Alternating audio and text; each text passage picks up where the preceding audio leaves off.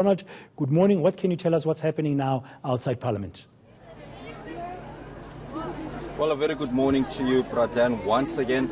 Well, as I said earlier, there will be a protest and people have certainly come in their numbers as thousands of them are streaming in, obviously against gender-based violence. And I'm going to ask my colleague Mario to follow me just to give the viewers a sense of just how many people are actually gathered here, most of them in solidarity, of course, of those who died because of gender violence, wearing black colors, basically in mourning of what they say is an injustice to women in this country.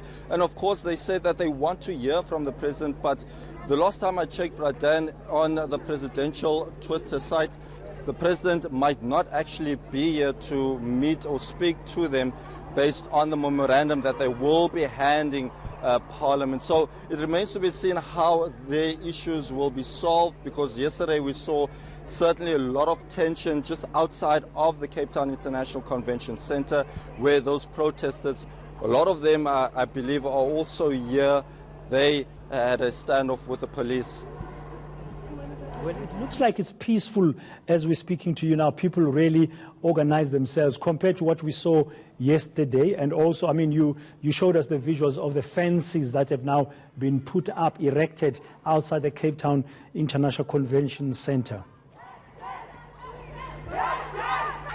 Indeed, Pradhan. Well, there was a lot of tension, of course, yesterday, given what happened. And one got the impression that it was not a planned strike.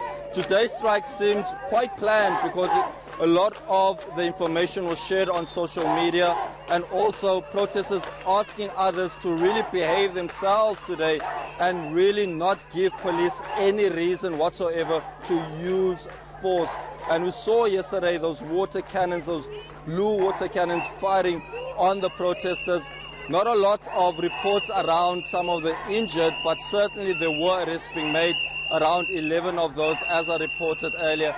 But for now, though, a lot of them out in song, a lot of people streaming in from different race groups, different backgrounds, really in solidarity of some of the killings that have taken place here in South Africa, and especially in Cape Town recently, where we saw the passing of Oinen, a young lady who had so much ahead of her from UCT, being killed at the hands of a man who was believed to be in the age of 42 and who's also been now apprehended, who has obviously confessed to the crime.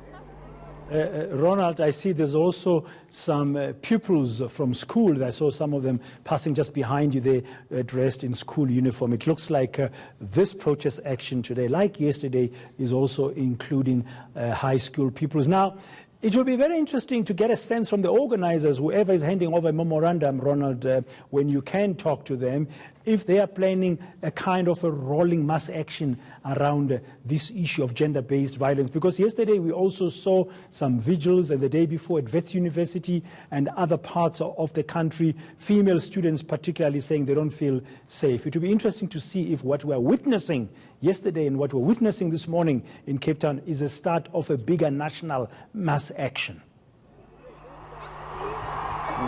Indeed, Pradhan. Well, earlier today, in fact, some of the schools in and around Cape Town, they were protesting just outside of the school premises. They've since decided to come to Parliament to stand behind a lot of the other groups that are protesting here. So it seems to be something that will happen not only here in the Western Cape, but also we've been hearing talk that it will be a nationwide protest.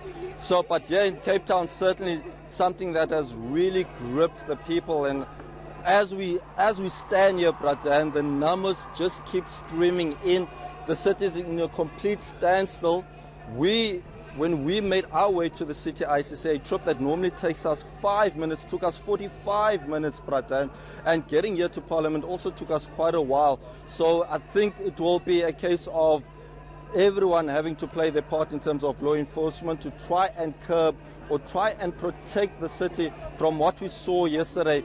But it remains to be seen. I don't think the action will stop right here. I think most of the people will move from here and go back to the city ICC, where that World Economic Forum on Africa is taking place. much, Ronald. Well, if there was any indication that there's fury and outrage about the ongoing violence against our women and children, this is it. Hopefully the authorities are watching and taking note.